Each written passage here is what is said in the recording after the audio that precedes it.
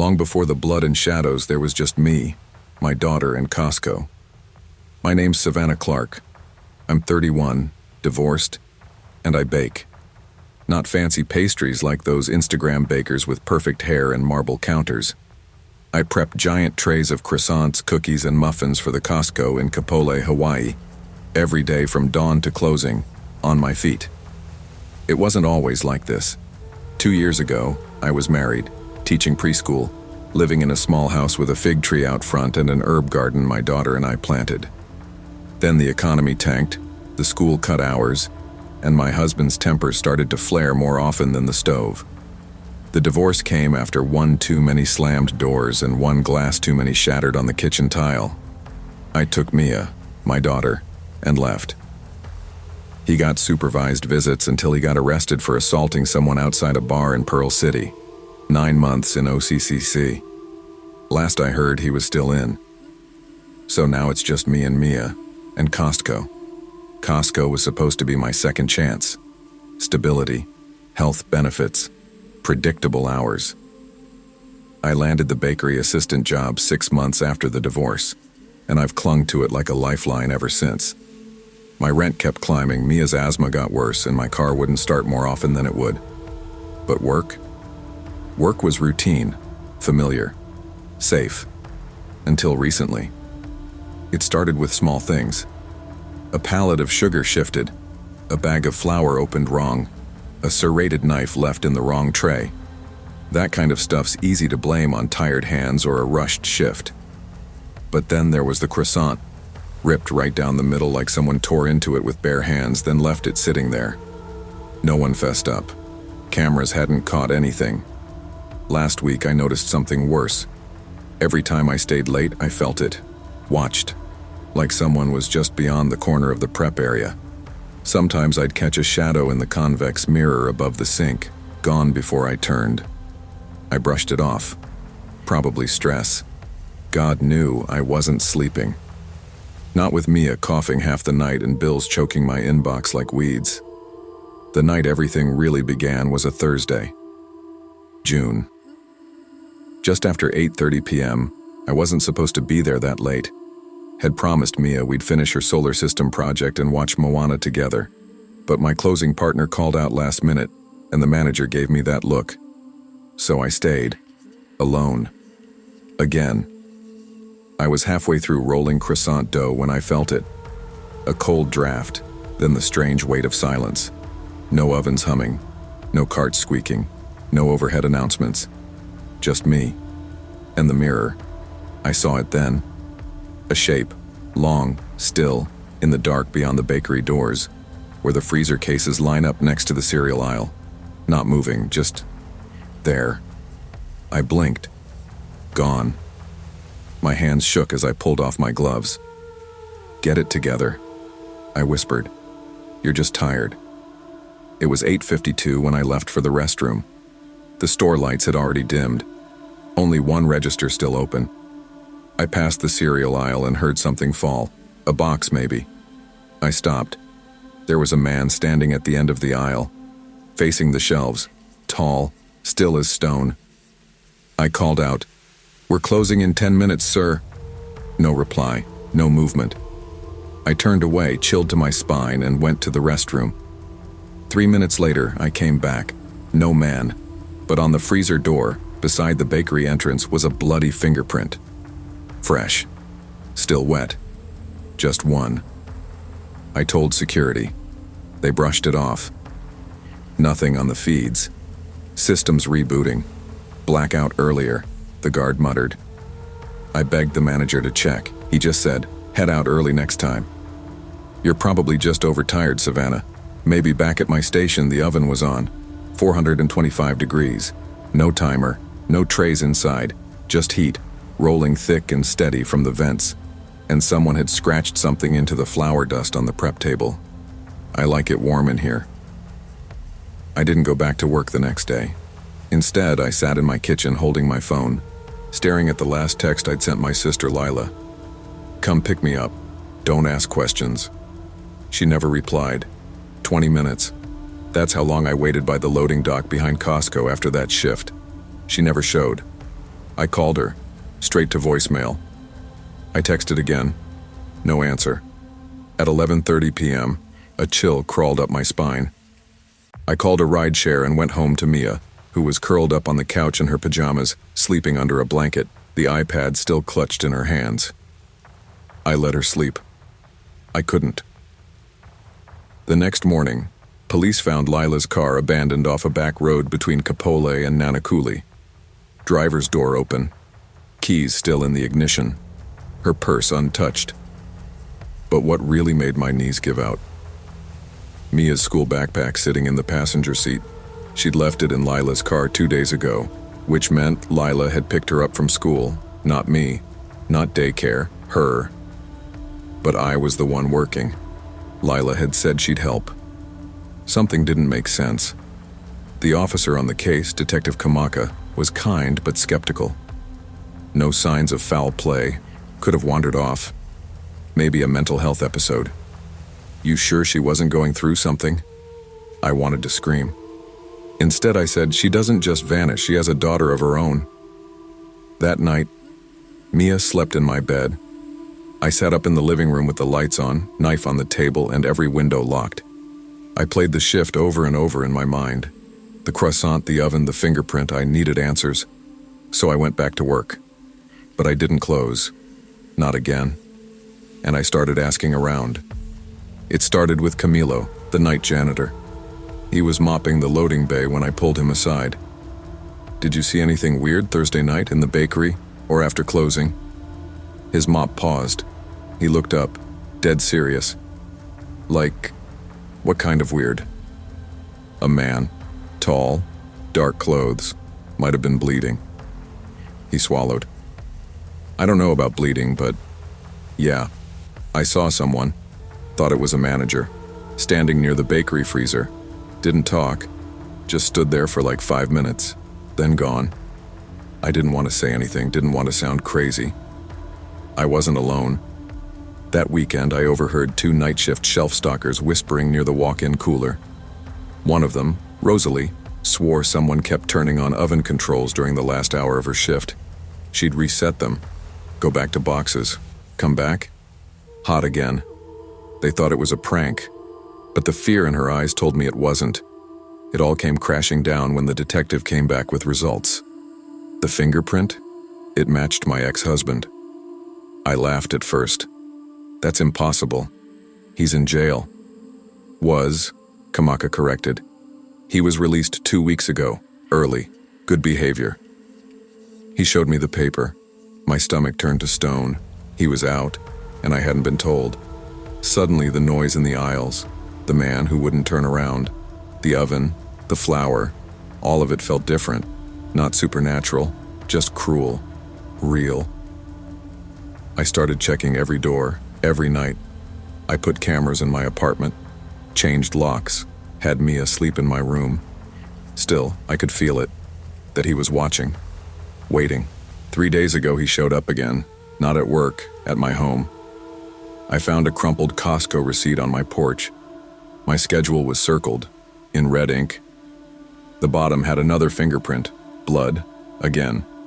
I took Mia and drove straight to my mom's, but that night, the oven in the bakery turned itself on again.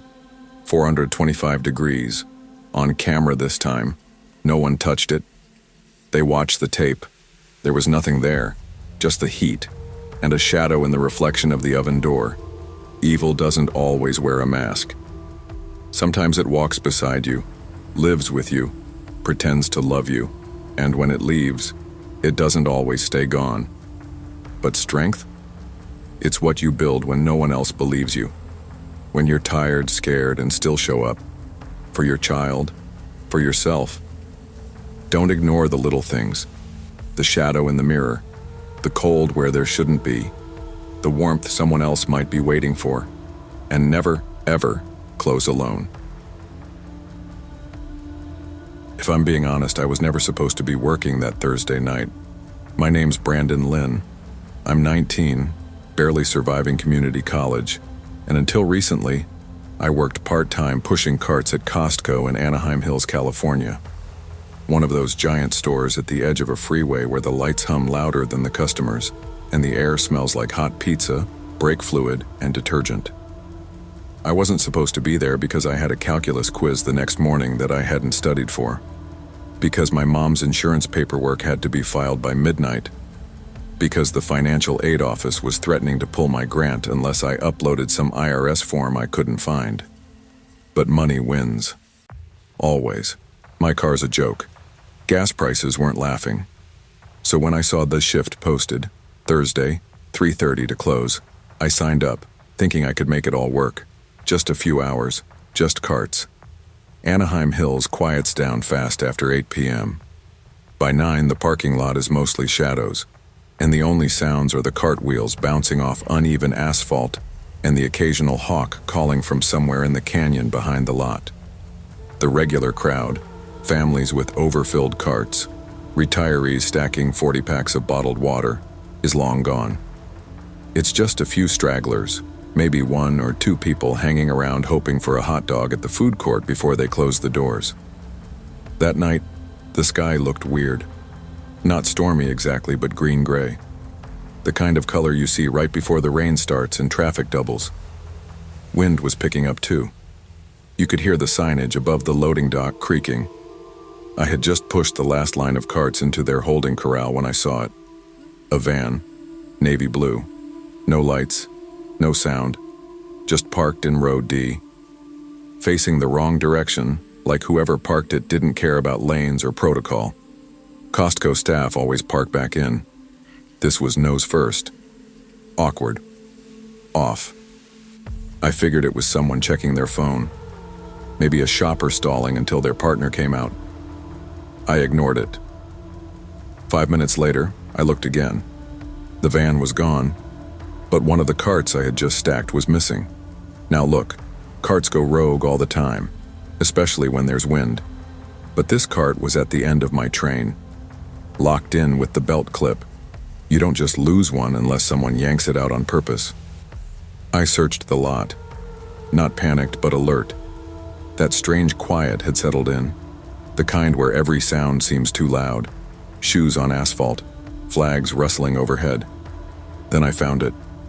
Row H7 rows from where I'd left the cart, just sitting there, in front of a dark gray sedan that hadn't been there earlier.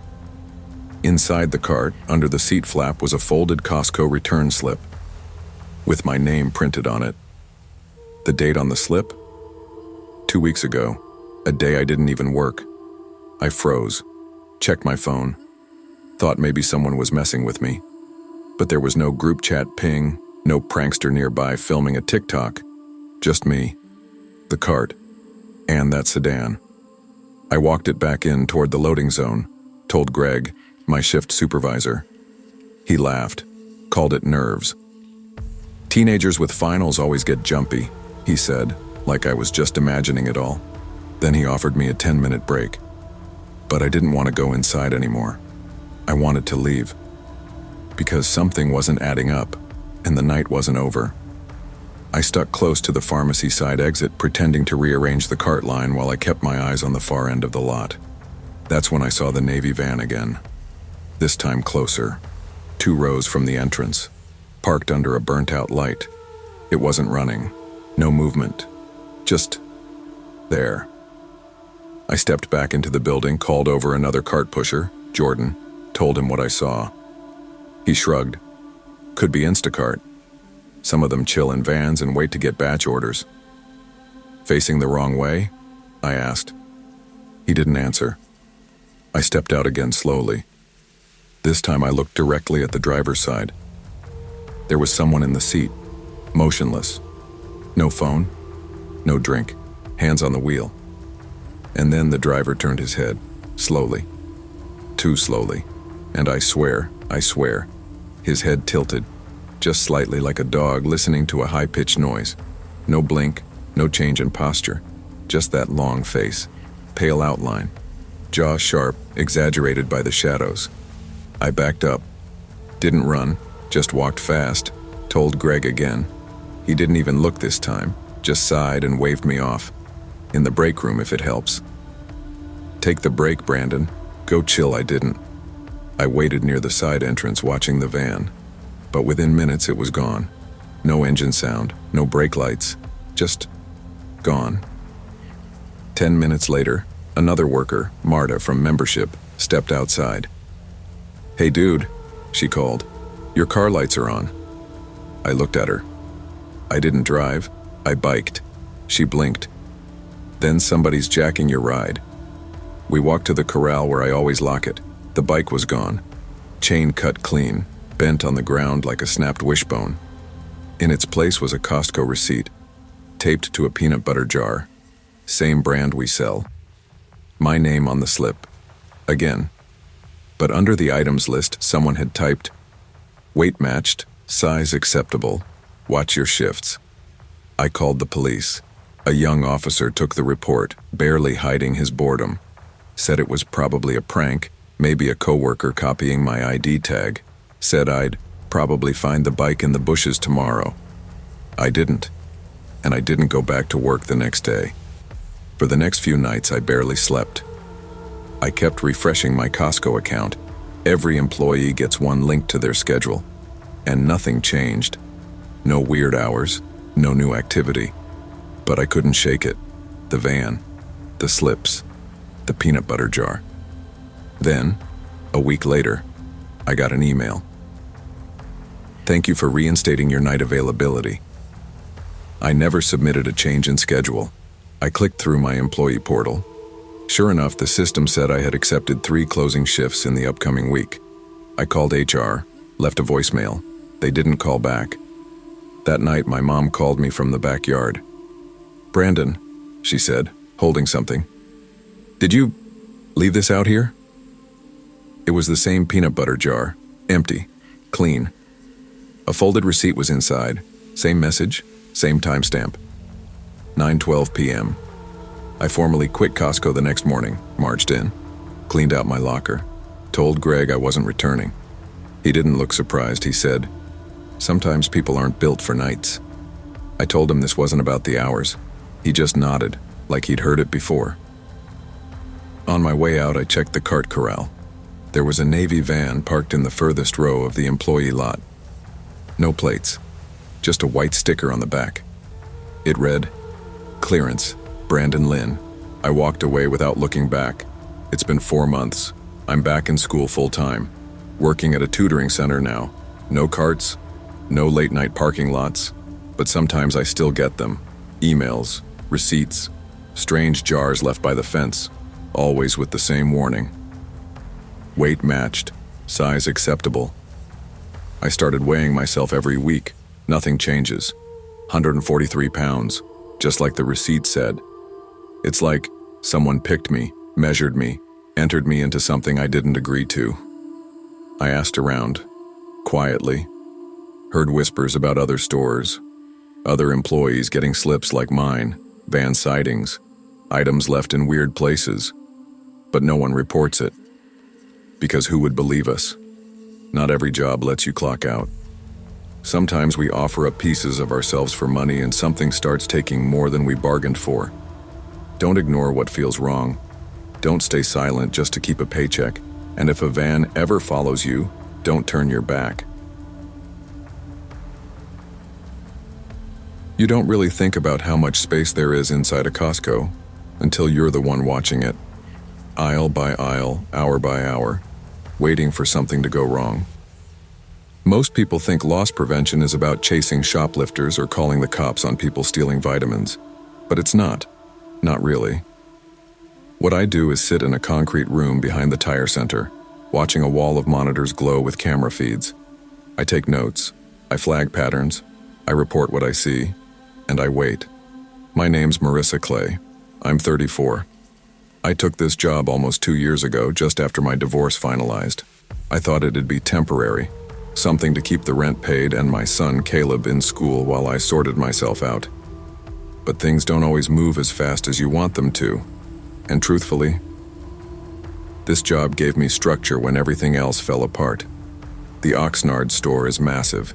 It stretches wider than it is tall, all exposed beams and polished concrete. You can hear everything echo. Shopping carts, pallet jacks, intercom beeps. The lights hum like they're trying to say something just out of reach. There's no softness here. No place to hide. At first, I found that comforting. We get your standard cases. Guy tries to return a TV he never bought. Woman pockets makeup wipes under her baby carrier. Most people aren't clever. They're just desperate. You can feel it. But the ones who scared me weren't the ones stealing. It was the ones who didn't take anything, who didn't talk, who just came back, again and again. There was this man, mid-40s maybe, wore a faded green windbreaker that looked like it had lived through 5 rainstorms too many. Every visit, he came in between 7:40 and 7:45 p.m., always alone. Never brought a cart, never looked around.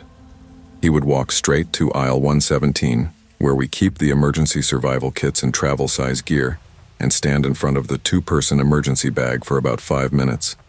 He wouldn't touch anything else. Just hold the zipper handle between his fingers, like he was testing its weight. Then he'd let go and walk out. Didn't buy a single thing in all the times I tracked him. But one night, mid-February I remember because the Valentine's candy aisle was nearly empty, he did something different. He whispered something. I couldn't catch the words even on the mic feed. It was soft, like a prayer.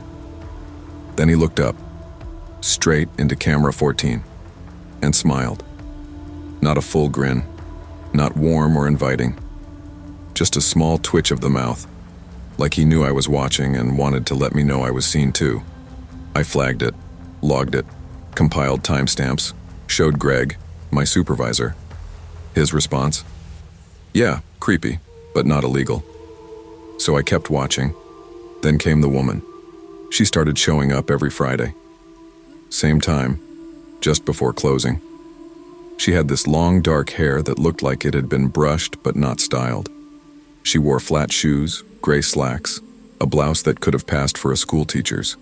Every visit she'd head to the blanket section, specifically the red fleece 3-packs.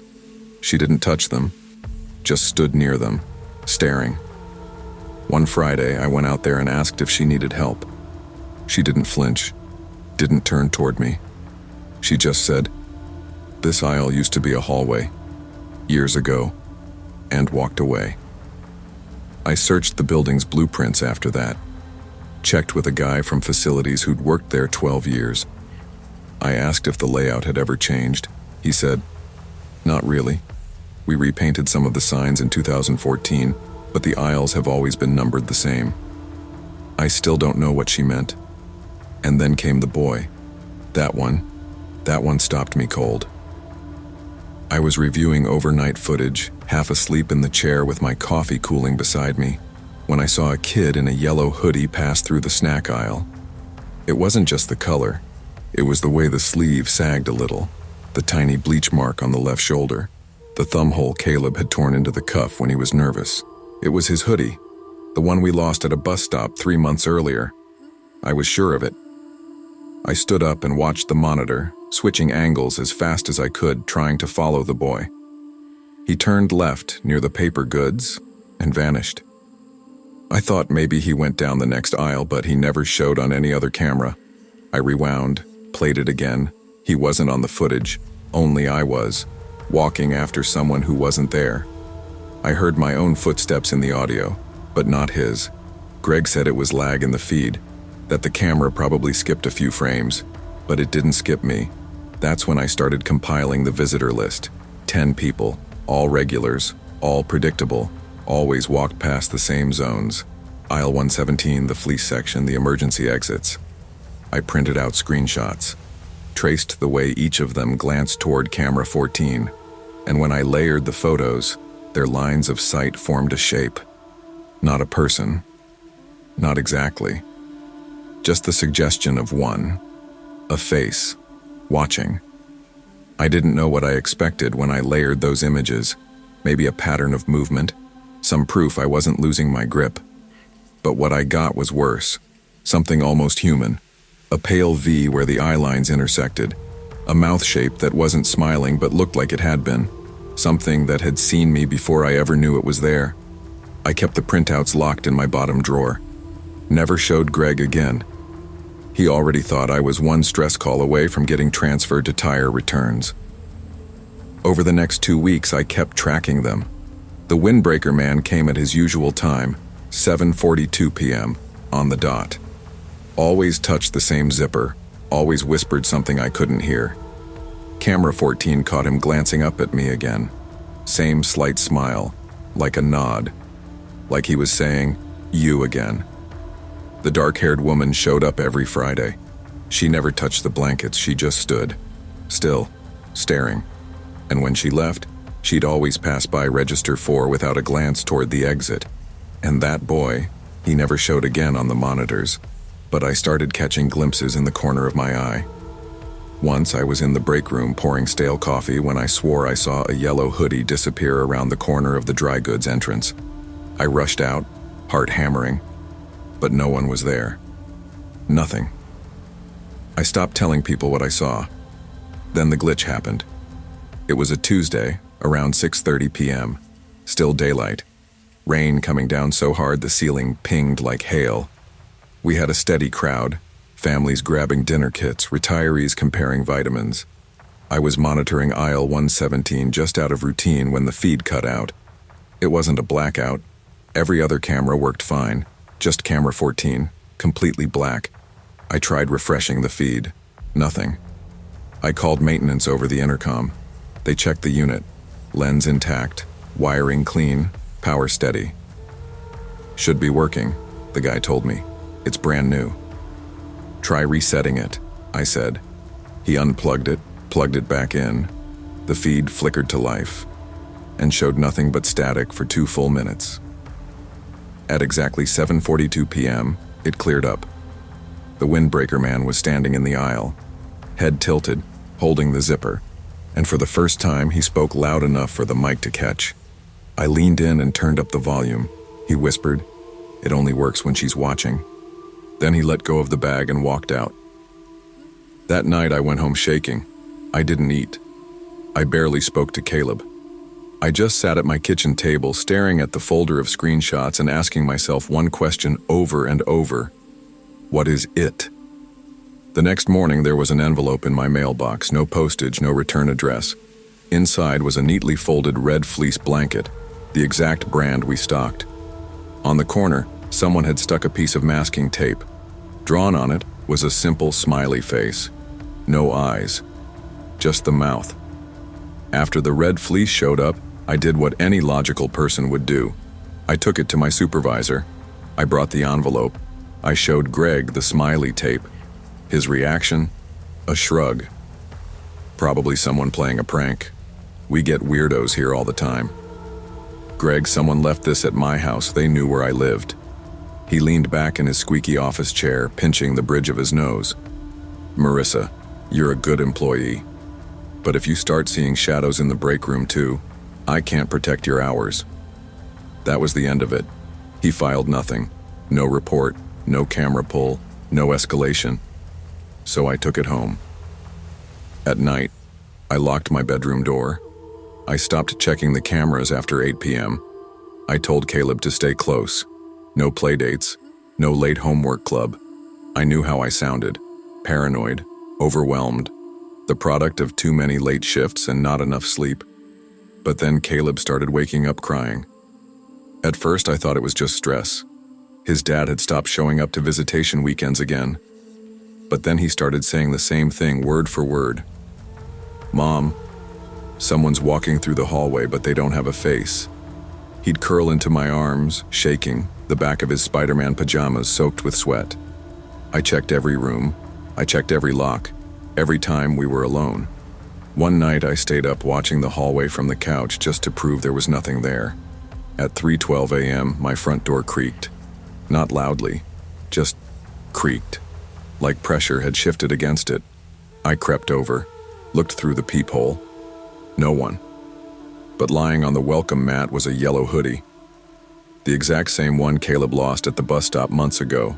Same size, same bleach mark, same torn cuff, folded, with another piece of masking tape on the hood. This time, no smile, just one drawn eye. Looking up, I burned it in a metal trash can in the backyard. It rained that night. By the morning, my security camera feed was gone. System error. SD card wiped. I pulled Caleb from school the next day, took him to his grandmother's, told her I needed a few days. She didn't ask questions. Bless her for that. I drove back to Oxnard, parked in front of Costco, and just sat in my car, engine running, watching the building. And you know what I saw? That same boy in the yellow hoodie. Not inside, outside. Standing behind the concrete wall near the loading docks, just barely visible between the cracks of the pallet stacks. He wasn't moving, just watching. He looked directly at the building, directly where camera 14 would be mounted, and then slowly, as if he knew I was watching, he turned and walked into the lot. I got out and followed, but when I turned the corner, he was gone. Not behind a car, not ducking between carts, just gone. I walked back inside, badge still clipped to my belt, and went straight to the monitors. The camera feeds were normal, except camera 14, which had gone black again, just like before. When I returned to my car 10 minutes later, something was waiting on the windshield, a Costco membership envelope. Inside was a small square of red fleece, folded around a receipt, nothing purchased, just a timestamp. 7:42 p.m. The days that followed blurred. I called out sick, twice. Greg left a voicemail about protocol and responsibility to the floor, but I ignored it. I didn't sleep, not properly. At night, every creak of my apartment felt deliberate, like a choice made by something that wanted me to hear it. Caleb was still at my mother's house, safe for now, but I couldn't shake the fear that even that safety had an expiration date. The worst part wasn't the fear, it was the certainty. Certainty that whatever this was, it was real. And worse, it was structured, planned, recurring.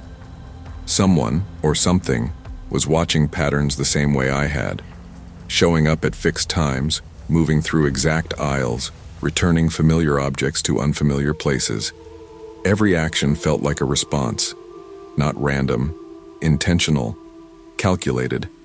I couldn't leave it alone anymore, so I went back. I drove to Costco 2 hours early, parked near the employee entrance.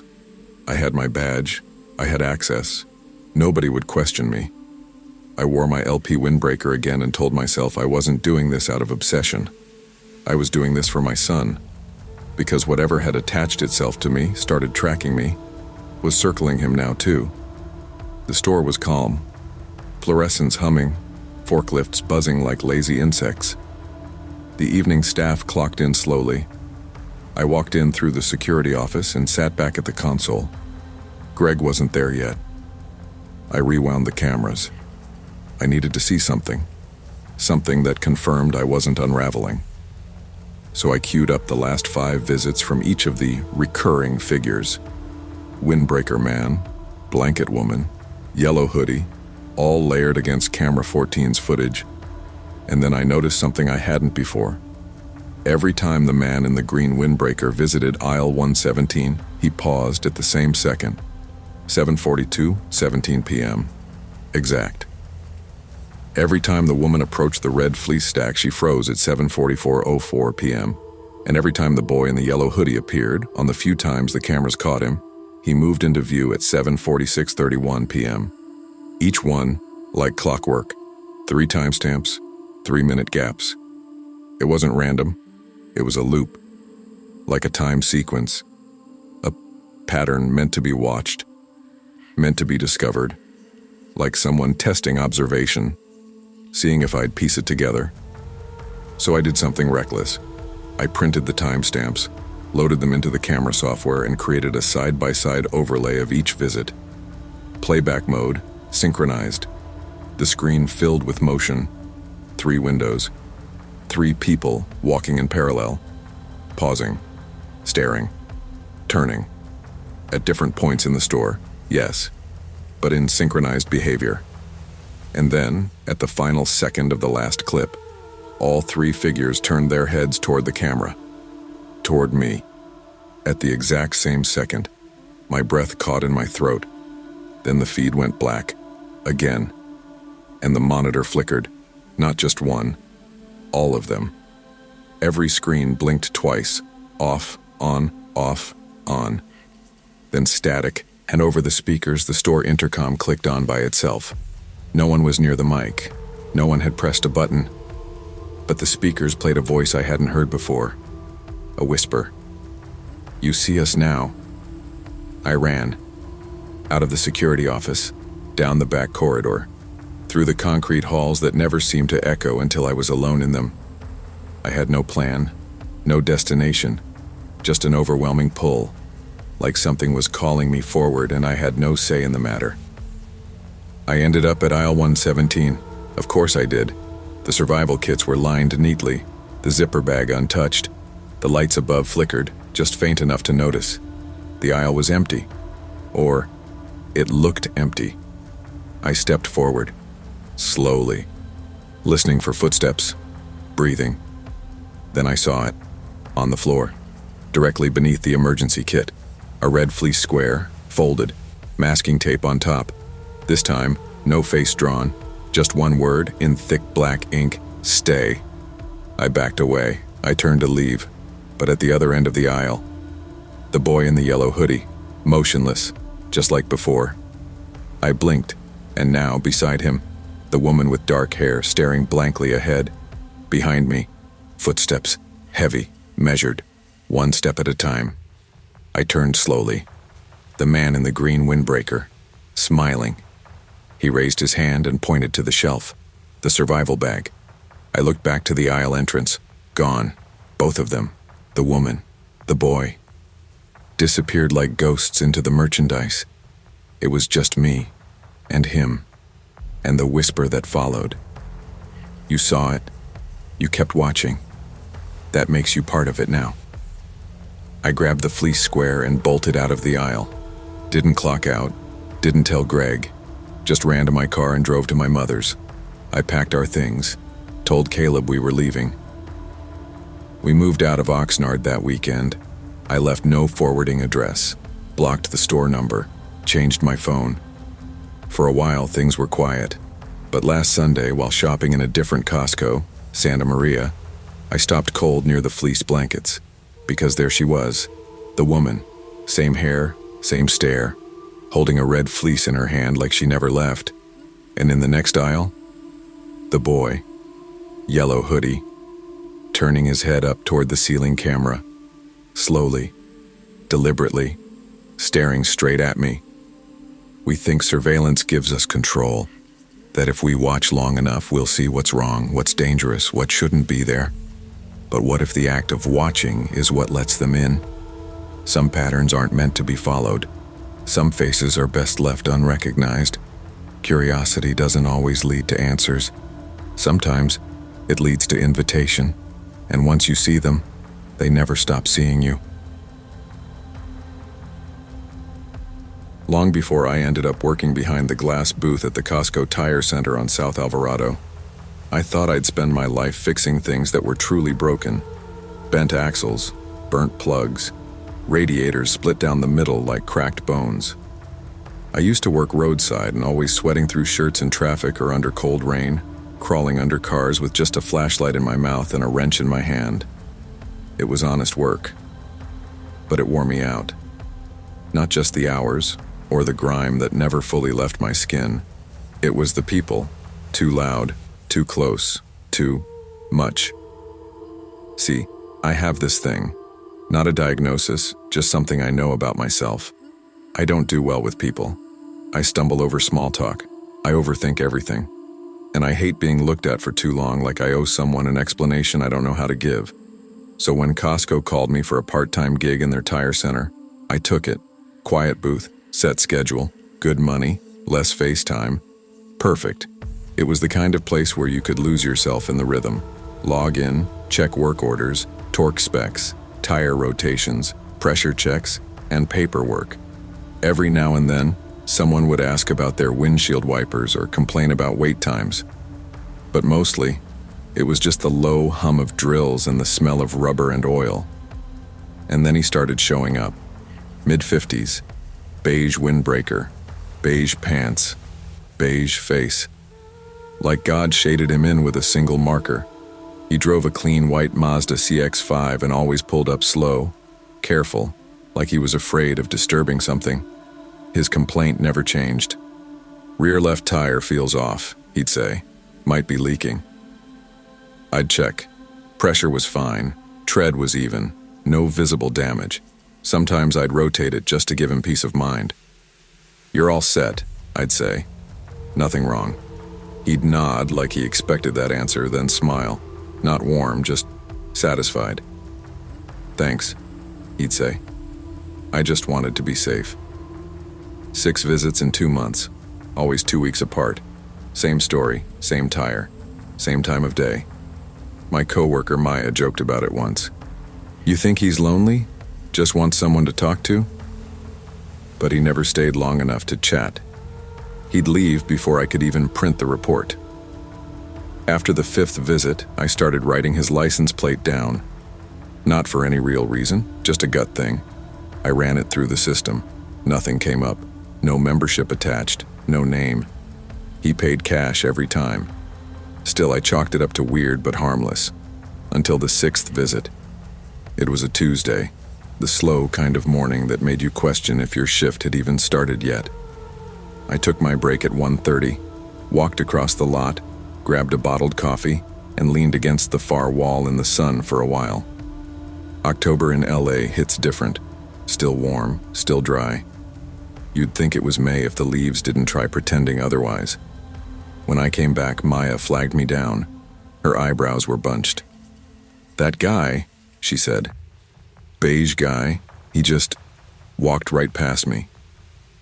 "Wait, inside?" I asked. "He went into the bay?" She nodded. Didn't say a word. He's standing by the tire racks. I felt my throat tighten. The service bays off limits to customers, safety policy, cameras, signs. I jogged over. There he was, alone, facing the back wall. Still, like he'd been waiting for a spotlight to hit him. "Sir," I called, keeping my voice even. "This area is restricted." He didn't move. For a second, I thought he didn't hear me. Then he turned. Not fast, just turned. Like an afterthought. And then he whispered, "One of them remembers me." I blinked. "What?" He motioned to the stack of discarded tires behind him.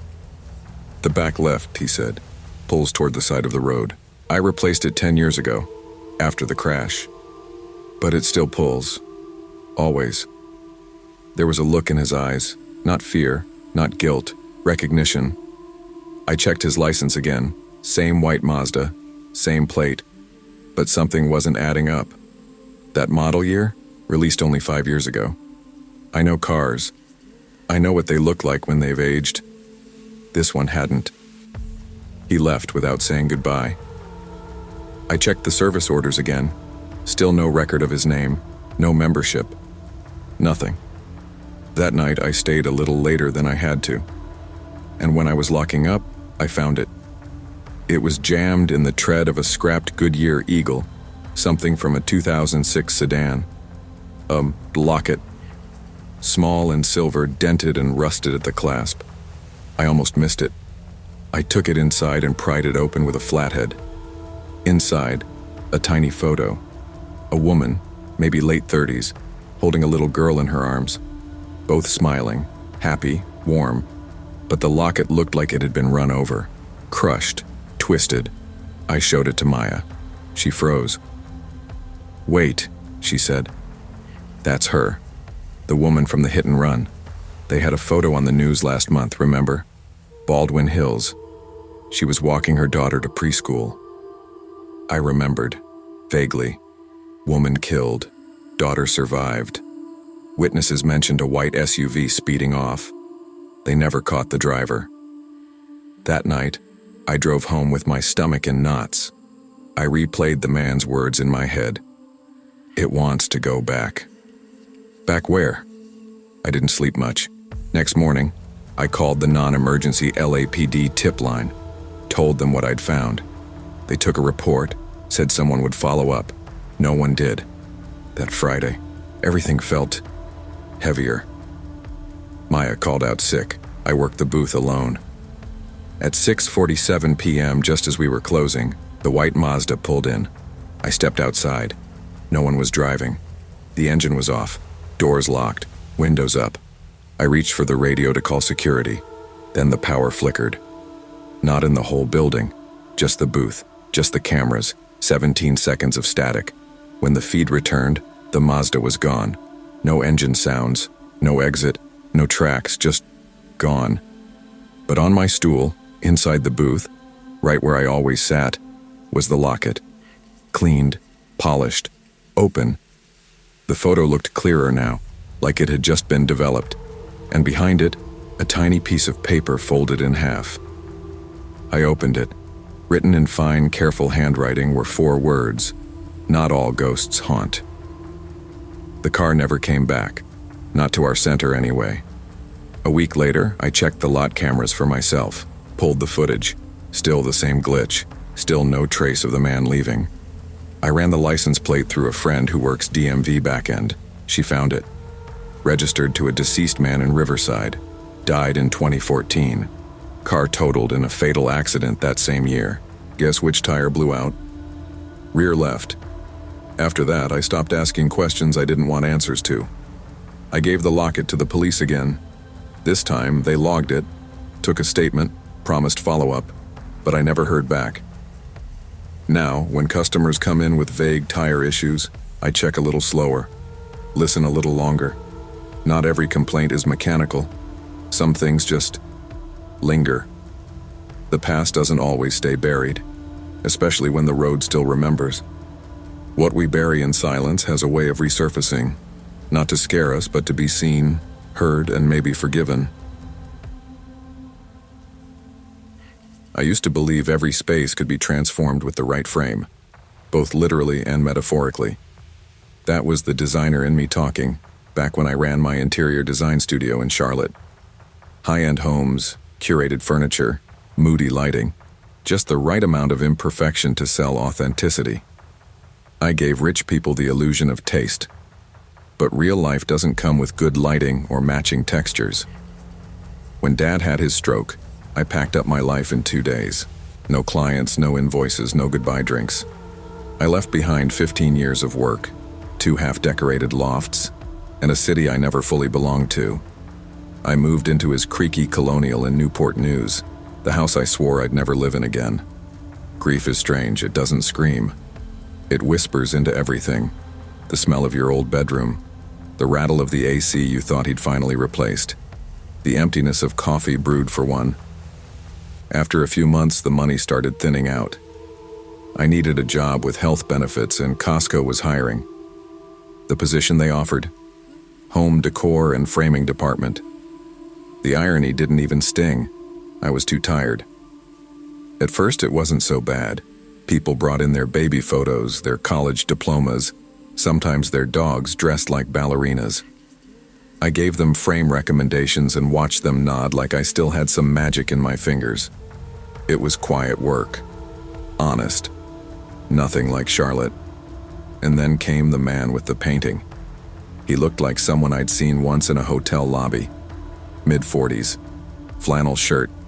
Designer shoes that were too clean for the dust clinging to the canvas he carried. He said his name was Mark Dwyer. "Can you fix this?" he asked. The canvas was faded, edges fraying, probably a landscape. Might have once hung in a grandmother's hallway. "My sister passed a few years ago. I found this in her things," he added. "We can definitely clean and reframe it," I said. He smiled, soft and sad. She used to love antiques. Said things with cracks had more soul. I liked that. I told him so. We talked as I logged the order. He said he'd just moved back from overseas. Vague but believable. He seemed thoughtful. He thanked me, left, and for a while that was that. Or so I thought. A week later, I was shelving faux leather albums when I spotted him by the book section. Mark, same jacket, standing too still for someone browsing. He was staring at the self-help display, the kind with titles like Unwind Your Mind and How to Let Go of What Was Never Yours. He didn't see me watching, or maybe he did, but he left before I could say anything. A few days after that, he showed up again at the counter. "Just checking on the frame," he said. I pulled up his order. Still in processing, should be ready Monday. He smiled. No rush. I just wanted to hear your voice again. You've got one of those calm, old-fashioned voices. People don't sound like that anymore. It was a weird thing to say. I laughed awkwardly, unsure how to respond. He left without ordering anything else. Later that week, I found a cup on my counter, still warm. From that coffee shop on Main I always stop at before work. Oat milk latte, no sugar, my exact order, no name, no receipt. I asked around. No one saw who left it. That's when something shifted in my gut. That quiet tightening. Like your body knows a moment before your mind catches up. Next day, Mark came again. This time, holding a cracked mirror frame. Baroque, heavy, with the silver paint chipped in places. Found it at an estate sale, he said. Thought of you? Of me? I asked, confused. He hesitated. I mean, your style, the kind of things you probably like. Sorry if that's weird.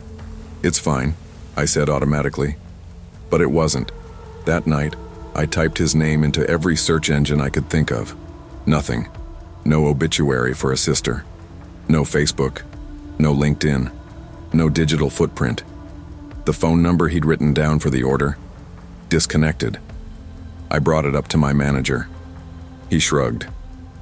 Probably just some guy with a crush. I tried to believe that. I wanted to believe that.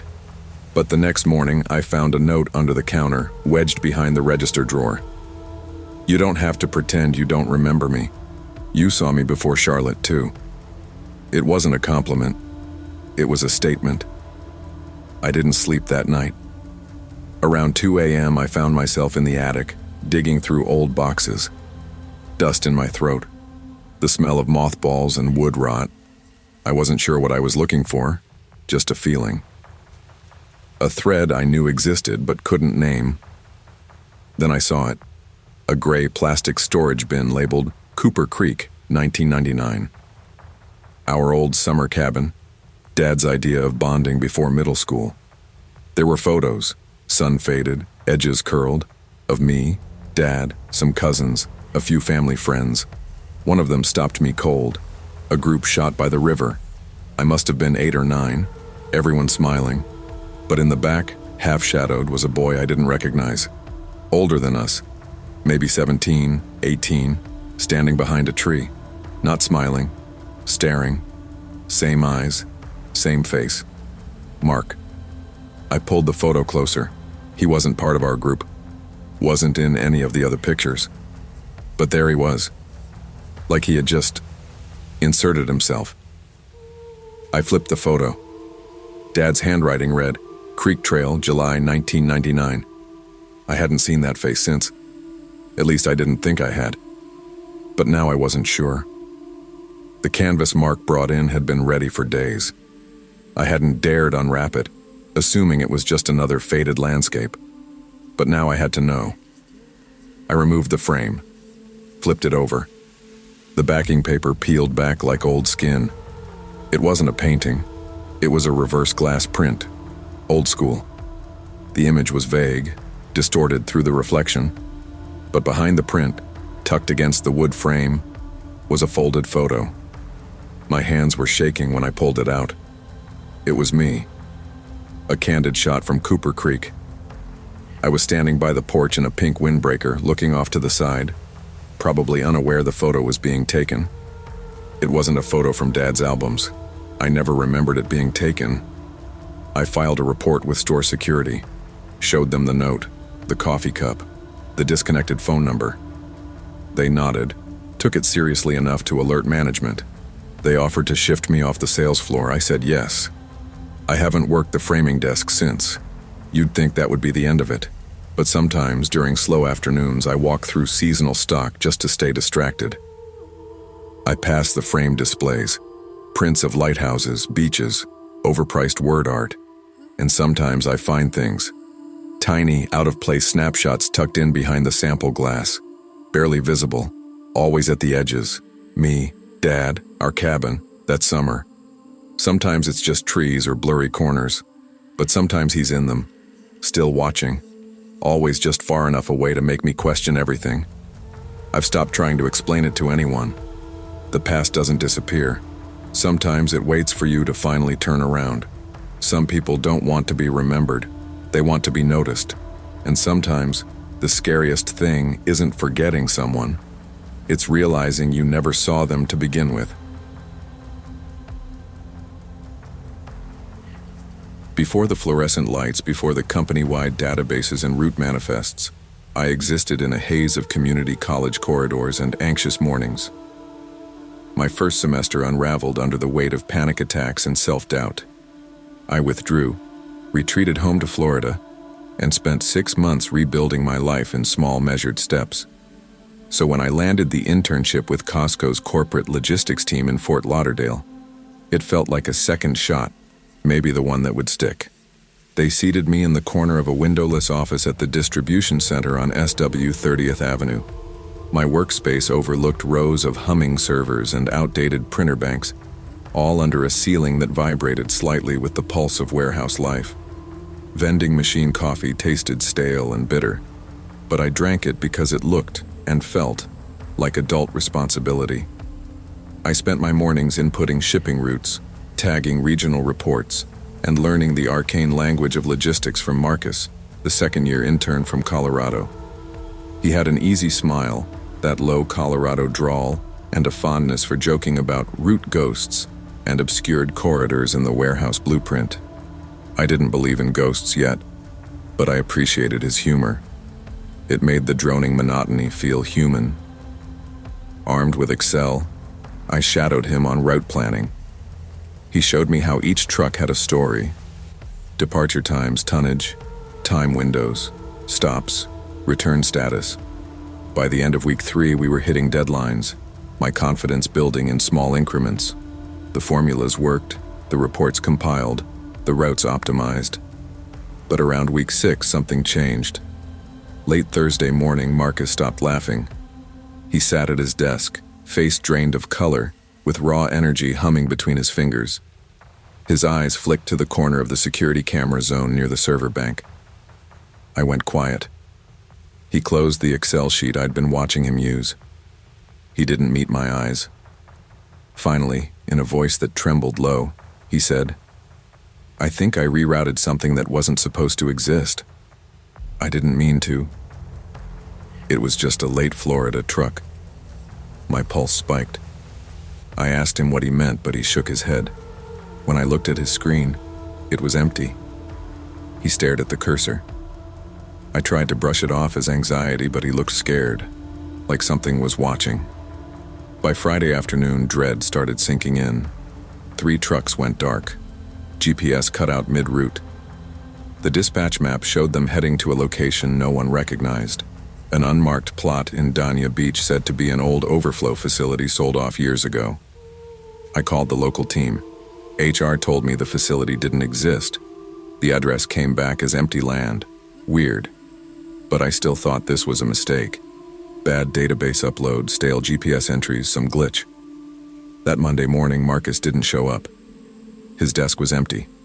The servers buzzed overhead like nothing had changed. Later, management came in for a closed-door meeting. We were told to avoid discussing routes or security cameras. When I tried to ask Ms. Harrow about Marcus, she froze, eyes pinning me to my chair. She said flatly, "There's no Marcus in this program, Cameron.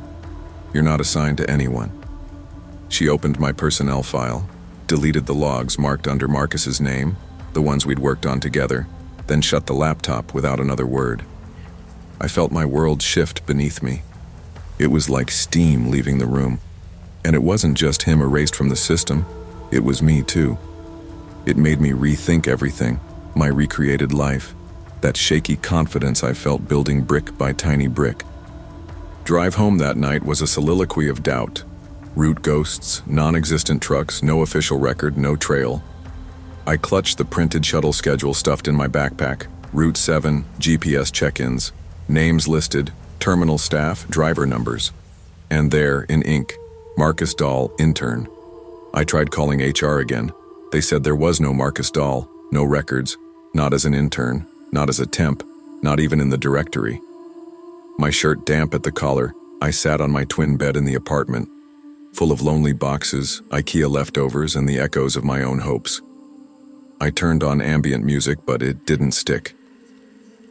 Days passed. Then I started noticing odd moments. My badge began flashing red when I walked near the Dania Beach coordinates.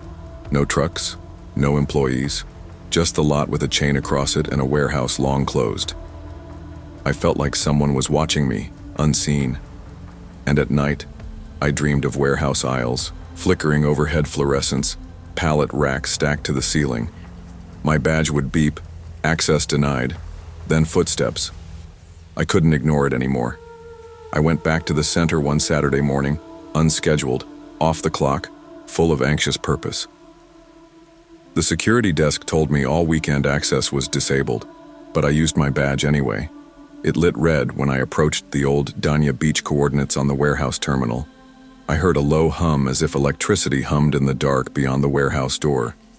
I swiped again, a faint beep. Not access granted, just acknowledgement. Inside, I saw nothing. Empty rows of pallets. My footsteps echoed. I remembered Marcus's words. It wasn't supposed to exist. Before I left, I searched the camera records. A single glitch. 17 seconds missing. 3 trucks, rerouted. The camera feed had frozen, at least twice near 3:15 p.m. Later, I collected everything. Terminal logs, bus schedule, GPS printouts, my badge scans. I stapled them together, took them to my supervisor, to the regional logistics head, to HR again. They said they would look into it, but nobody did. My calls weren't returned. Weeks later, I was back at my desk, computing reports, feeling smaller than before. Marcus remained a ghost, a glitch in the system I'd believed in. But sometimes at 7:43 a.m., the badge on my lanyard would flash red, not blue or green. And for a second, I'd feel hands tapping on the other side of my cubicle wall, like someone just walked by. A few weeks after I left the internship early, again, back to rebuilding, I got a call. A quiet voice. You shouldn't have looked. No sound on the line but my breath. And sometimes, I swear, if I'm alone and the air is still, I can hear that backup beep from a delivery truck and a quiet whisper. Cameron. I buried my faith in real jobs, in systems, in warranties. Anxiety taught me caution, but this taught me that some routes end where they were never meant to go. And some ghosts don't live in spirit. They live in data, buried in servers and routing tables. Even the cleanest records can hide secrets. What you believe is real can vanish in a blink, so always question the routes you take and the system you trust. The funny thing is, I used to hate water. I was a soda guy. Mountain Dew and microwavable wings used to be the pillars of my diet back when my life still had color. Back when Megan still lived with me in that 2-bedroom rental above the bike shop on Ivy Street. When she left, something cracked loose. Not loudly, not suddenly, but like a slow unthreading. Routines unraveling, habits becoming obsessions. I stopped sleeping. Started counting the clicks of the ceiling fan. Replaced beer with bottled water because I read somewhere that structure starts small. It had to be Crystal Valley. No other brand felt right. I can't explain it. The label's color, the weight of the plastic, the way the water tasted cleaner, sharper. I bought it in bulk every Sunday from the Costco in Tillamook. Same time, same door. I would walk in with headphones blasting ambient synth tracks, the kind that make you feel like you're alone in space. I'd roll my cart to aisle 24, grab 4 packs, 24 bottles each, and be home by 3:45. It gave my life a rhythm, something no one else could interrupt. Until they did. April 9th. I remember the date because I wrote it in my phone calendar with a single word. Disturbed. The first thing I noticed was the pallet, nearly empty. That never happened. Not at 3:14, not on a Sunday. Then I saw him. He was tall, almost lanky, skin pale like printer paper. His clothes didn't fit right. Military-style cargo pants that hung loose at the knees and a zip-up that looked like it had been through 100 laundromat cycles. Tattoos covered his hands and wrists. Black ink faded to green as if time had bleached them. But the worst part was his eyes. He never really looked at me. Just through me. He was pushing 2 carts, each overloaded with Crystal Valley water. Stacks of it, enough for a shelter or a small army, and nestled at the edge of the pallet were 2 slightly dented cases, my usual. I reached for them and heard his voice for the first time. "Don't take those." It wasn't a threat. Not exactly, but it stopped me cold. Something about his tone, the casual certainty, like he wasn't warning me, just stating a fact. I said something dumb like, "It's just water, man," and forced a laugh, but he just stared, didn't blink. "I need all of them. You shouldn't drink that one anymore." I didn't respond, just grabbed the cases, tossed them in my cart, and walked away, heart pounding like I'd stolen something. Something sacred. I should have left then. Should have turned around and abandoned those bottles, but I didn't. And I think that's when it started. I didn't see him again until the freezer aisle. His cart was there, unattended, still half full. No sign of him. I lingered for a second, scanning for any trace, but he was gone, like he'd dissolved into the cold air. Then I noticed a Costco employee, young guy in a red vest, standing by the produce section. He wasn't rearranging apples or restocking anything, just watching me. The second our eyes met, he looked away too fast. That's when the unease really settled in. It wasn't just the tattooed man anymore. It was the way the space around him felt like it shifted, like I was on a loop and someone had skipped ahead while I was buffering. I made a beeline for checkout. I needed to get out. I loaded my trunk fast. Too fast. Bottles clanged against the plastic lining. One almost slipped out and cracked on the asphalt. I was slamming the hatch when I heard it again. "I told you not to take those." He was behind me. I spun, adrenaline sharp. He was already reaching into my trunk, gripping one of the cases. His fingers looked gray, like they didn't get blood circulation. I lunged forward. "Hey, that's mine!" He didn't flinch, just looked at me, smile calm, voice low. "It's not for people like you anymore." Then he grabbed both cases, pivoted and walked, fast but precise, toward a battered black Suburban. No plates, no stickers. Just a dented bumper and a faded rearview mirror that flapped like a loose tooth. He threw the water inside, climbed in, and reversed so hard his tires shrieked. I chased him, actually ran, like I could stop him, like this was still normal life and I could yell, "Call the cops, get security." He blew through the exit lane and nearly clipped a woman with a stroller. I stopped short. She screamed. The baby didn't even cry, just blinked like nothing happened. Police came. I gave a statement. They took me seriously. Until they didn't. Costco security checked the footage. "There's no footage of you in aisle 24, they said. I blinked.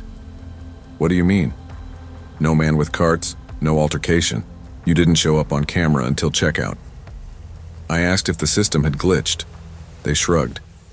"Maybe," one of them said, "but usually when it does, the cameras just freeze. Yours didn't freeze. They were recording. Just nothing showed."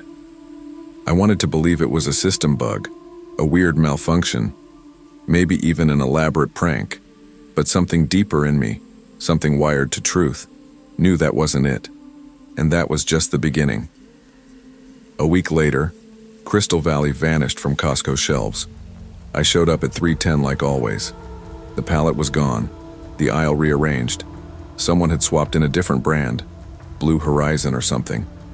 The kind of generic bulk water that smells like plastic and tastes like wet cardboard.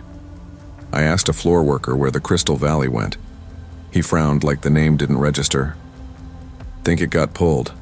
Something about tank residue?" That night, I dug around online. Local health board flagged a batch for possible chemical leaching.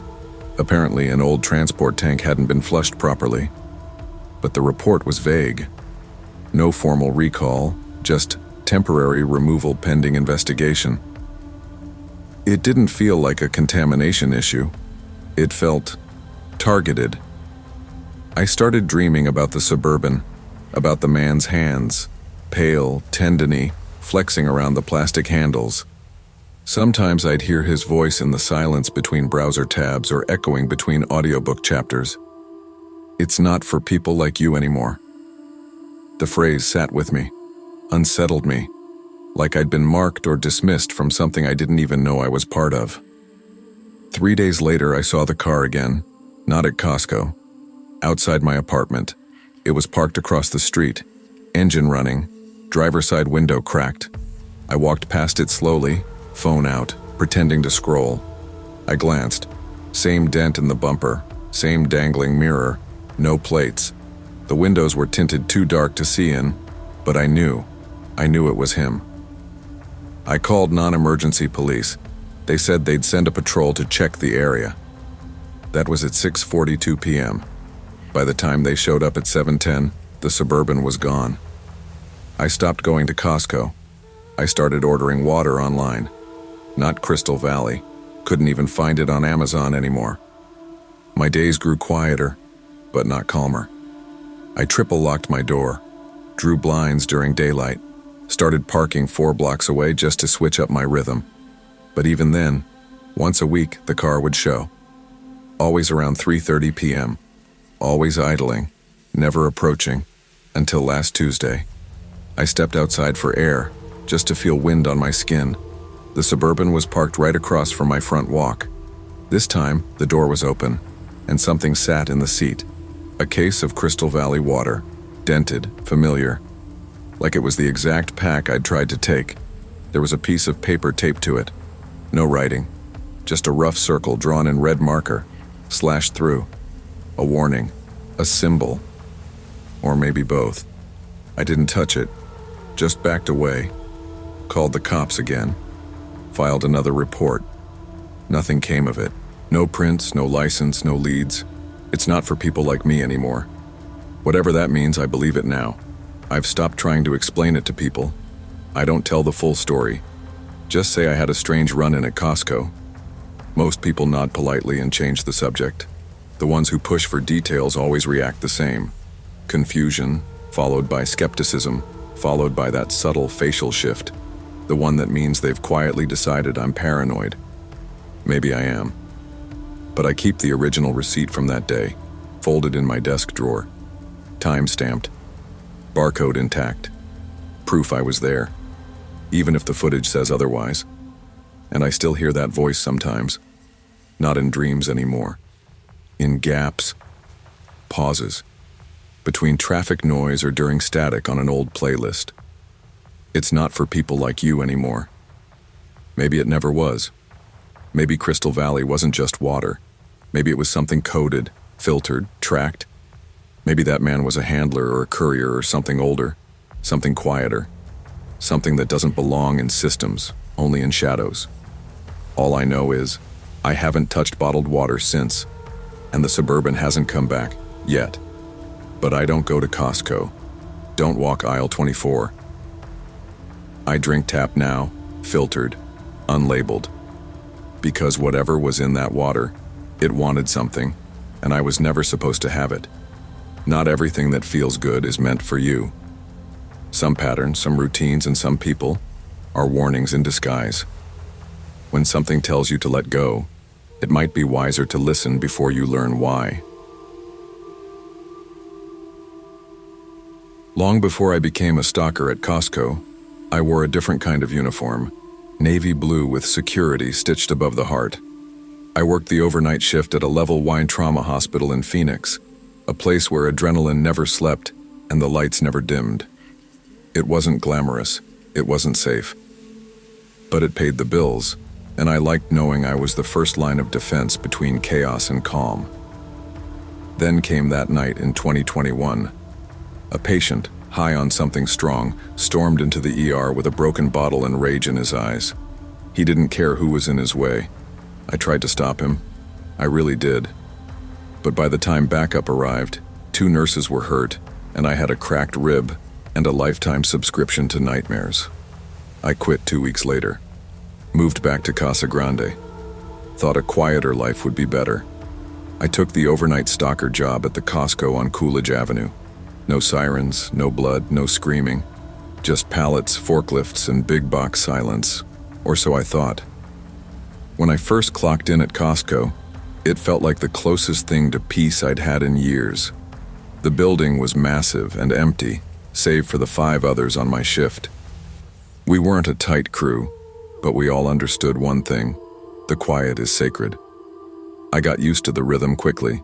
Boxes off the truck by 11:45, pallets staged by 1 wow, break at 3:30, floor scrubber starts its run around 4 wow. The others did their thing. Val ran the clipboard, Dave argued with vending machines, Lenny practically lived in dry foods. It was simple. And simple was what I needed. But the first strange thing I noticed wasn't dramatic. It was just wrong.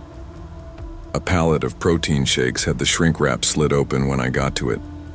I figured I'd made a mistake, maybe cut it the night before and forgot. PTSD plays with your head that way, makes you doubt the little stuff. But the next night it happened again, then again. And it wasn't just protein shakes anymore. Odd item groupings started showing up. A cart abandoned near the pharmacy had 2 jumbo packs of diapers and a rotisserie chicken. Another one by the fish counter had scented candles and charcoal. I asked Val about it. Could be loss prevention running drills, she said, not looking up from her tablet. Sometimes. See if we're paying attention. They do that, but there was nothing on the log. And that wasn't the last time I saw the cart. It was a Tuesday night when I found the cart in the dairy aisle, 2:17 a.m. to be exact. The same black cart, the same oddly stacked items, and now a black jacket hanging from the handle. It was zipped up, looked warm, maybe a little too clean for warehouse work. I reached out to touch it, still warm. I stood there scanning the aisle, empty, fluorescent lights humming above. I waited. 5 minutes passed. No one came for the jacket. That's when I started asking around again. Maybe someone from receiving came in for a double shift. I asked Victor, the night manager. He shook his head. Nah, nobody extra tonight. You sure it wasn't one of our guys? I knew our guys, 6 of us total. Nobody wore that kind of jacket, especially not in this heat. That night I dreamed I was back in the ER. Only instead of patients, the halls were filled with shopping carts, and everyone had a jacket on it. 3 nights after the jacket, things changed. Not in a big way, just subtle. Like the warehouse itself was holding its breath. I was in aisle 42, restocking almond milk, when I heard it. Whispering. It wasn't clear, more like the soft drag of breath forming half sounds. I ripped out my earbuds, held my breath, and waited. Nothing. I thought maybe it was coming through the vents. The warehouse has a weird echo, especially in the back corners. But when I stepped into the main aisle, it stopped. Later, as I clocked out, I caught Val by the time clock. Anyone else mention weird stuff? Carts moved, stuff restocked, voices? She raised an eyebrow. You good, Brent? Yeah. I lied. Something. Just thinking maybe I need new headphones. Picking up static, or she gave me that look. The one that says she knows better but won't press. Get some sleep. But I didn't. I lay awake, staring at the ceiling, thinking about that whisper. And the jacket. It all snapped the following week. 3:30 a.m. My break. I headed to the break room like always. As I opened the door, I froze. My chair, my usual seat, jacket draped over it, same black jacket. But that wasn't the worst of it. Next to the chair sat a styrofoam cup, half full of milk, same brand I bought from the store. And next to that, a folded Costco receipt. I picked it up. My hands were shaking. It had my name on it, but not my Costco ID number, my old hospital badge number, the one I hadn't seen in 2 years. I bolted straight to Victor's office, but the lights were off. Door unlocked, no one inside. His car was still in the lot, but Victor? Never seen again. The cameras later showed him entering the cold storage area at 2:47 a.m. No footage of him leaving. I quit a week later. No notice. Just walked out after my shift, dropped my badge at Val's desk, and never looked back. No one pressed me for an exit interview. Sometimes I drive by that Costco, usually after visiting my therapist in Chandler. Can't help it. My eyes drift to the far edge of the lot, near the loading bay, and every time, I swear, I see a single cart. Black jacket over the handle. Still. Waiting. Silence can heal, but it can also hide. We choose solitude to escape the noise, the chaos, the pain. But even in silence, the past finds a way back in. Whether it's trauma, guilt, or something worse, it lingers in the corners we refuse to look. The lesson? Don't run from your past. Face it, name it, heal it. Because if you don't, it might come looking for you, even in the coldest, quietest corners of a Costco. Most people say burnout creeps up on you slow and quiet like a leaking pipe under the floorboards. But mine felt like an explosion. 3 years of back-to-back grief counseling for high schoolers who'd lost classmates in a bus crash. 1 year of pandemic trauma management. 6 months of helping kids process lockdown, violence, and uncertainty. Then a single morning in January, I just stopped. I walked into the counselor's office at Jefferson High, took one look at the file stack on my desk, and felt something inside me break in half. I left before second period, never went back. The official report said mental health leave. Unofficially, I was cracked open and bleeding anxiety in every direction.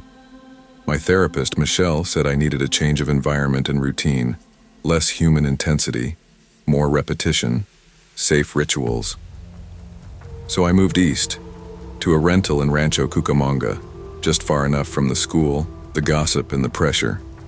There was a hill behind my apartment complex, mostly rock and brush, but quiet. My new life became about simplicity, microwave meals, sunrise walks, online therapy, and one weekly trip to Costco, Thursdays at 7:40 p.m., 30 minutes before closing. Never earlier, never later. It made me feel in control. Until 1 week I wasn't. It started with a face. That Thursday, March 28th, I entered through the side pharmacy doors, like always. The air was cool, almost sharp from the open fridge units. I moved slowly, no rush, no crowd. My heart liked this rhythm. Predictable. Comforting. But when I rounded the corner near the outdoor patio furniture, I saw a man standing there. Still. Not browsing, not moving. Just watching. He had a shaved head, pale skin, and arms folded over a gray hoodie. No cart, no employee vest. He wasn't looking directly at me, but his body faced the aisle I was in. It made me pause. I kept walking, told myself not to spiral. Hypervigilance, Michelle would say. There isn't any. Trauma trains your brain to scan for danger even when... So I kept shopping. Picked up trail mix, yogurt, a rotisserie chicken. Then by the refrigerated cheese I saw him again. Only this time it was a reflection, in the glass door behind me. Standing behind a concrete column. Staring. I spun around. Nothing. No one. I left my cart right there. Walked calmly to self-checkout. I lied to the cashier. Said I forgot something at home. I swiped my card with trembling fingers, eyes darting across every visible aisle. I half ran to my car. And then I heard him, right behind me. You always come on Thursdays. My breath stopped. He was standing 6 feet from me, blank face, calm, like someone observing insects in a jar. What do you want? I said. My voice cracked like glass under pressure. He tilted his head. You don't close your blinds. It wasn't just the words.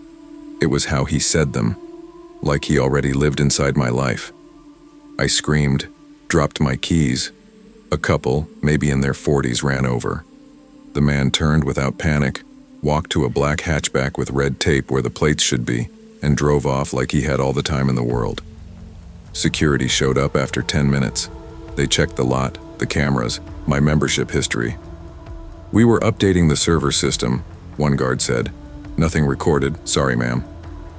No footage of him, none of me either. I filed a police report. They were polite, efficient, and distant.